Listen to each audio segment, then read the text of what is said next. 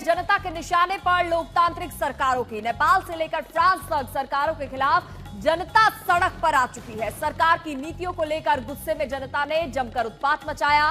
नेपाल में जहां सरकार भ्रष्टाचार का अड्डा बन गई तो जनता का गुस्सा फूट पड़ा और तोड़फोड़ और आगजनी वहां की गई।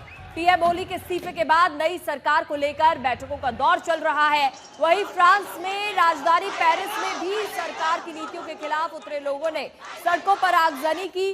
कई बसों को जला दिया गया। फ्रांस में जिस तरह से कल्याणकारी योजना में कटौती कर आर्थिक सुधार किए हैं, उससे आम जनता, खासकर की मध्यम वर्ग के लोग और मजदूर काफी ज्यादा निराश है। जिसके बाद फ्रांस की सड़कों पर भी वही नजारा देखने को मिला जो नेपाल में देखने को मिल रहा है।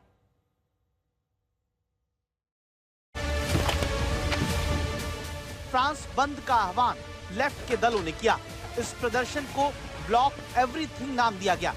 सरकार के खिलाफ उतरे उपद्रवियों ने राजधानी पेरिस में पुलिस पर डस्टबिन फेंके।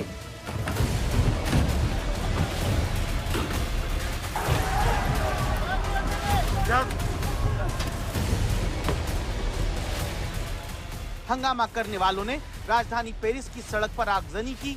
कई बसों को फूंक दिया। 1000 प्रदर्शनकारियों ने गारे दू नॉर्ड रेलवे स्टेशन में जबरन घुसने की कोशिश की।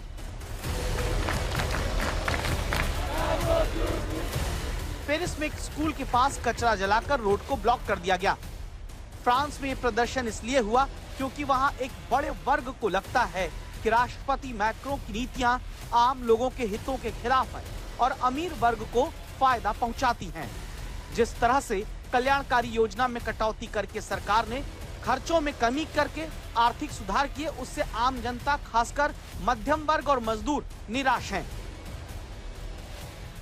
बजट कटौती हो रही है, यहाँ पे जो सोशल बेनिफिट है उसमें कमी आ रही है, महंगाई बढ़ रही है, बेरोजगारी बढ़ रही है और उसकी वजह से लोग परेशान हैं। और उसकी वजह से हमने देखा कि जो पॉलिटिकल गवर्नमेंट है वो भी काफ़ी जो है उससे आवाम नाला दिखाई देती है। और उसकी हमने देखा कि पिछले 1 साल के अंदर 3 वज़ीर आज़म जो है बरतरफ किए गए। अब आज एक नए वज़ीर आज़म को जो है वो उन्होंने जो है ना नामजद किया है।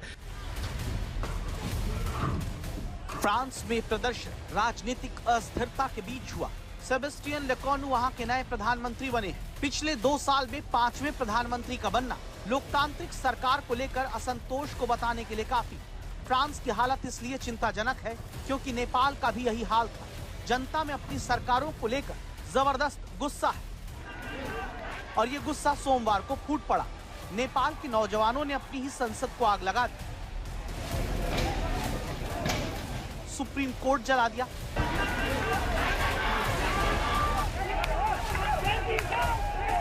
4 बार के प्रधानमंत्री केपी शर्मा ओली का घर फूंक दिया,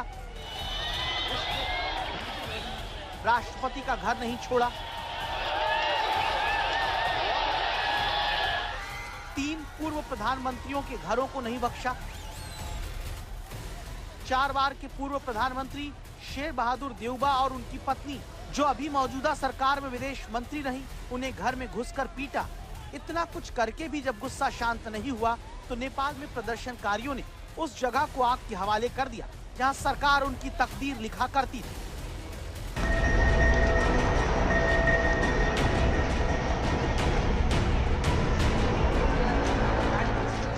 तो आम आदमी नेपाल का केपी शर्मा ओली को ढूंढने लगा है। वो उन्हें पकड़कर सजा देना चाहता है ताकि भविष्य के लिए नेपाल में प्रधानमंत्रियों के लिए ऐसी नजीर पेश की जा सके कि वो जनता के पैसों पर बुरी नजर डालने से पहले 100 बार सोचे। अब इस इमारत को देखिए जो एक ऐतिहासिक महल रही है, जिसमें बरसों तक सरकार का कामकाज होता रहा। इसमें प्रधानमंत्री कार्यालय समेत 20 से ज्यादा नेपाली मंत्रालय थे। इसका निर्माण 122 साल पहले शाही फैमिली ने कराया, लेकिन ये भी जला दी गई। ऐसा इसलिए हुआ क्योंकि नेपाल की लोकतांत्रिक सरकारें जनता की आकांक्षा की पूर्ति नहीं कर पाई।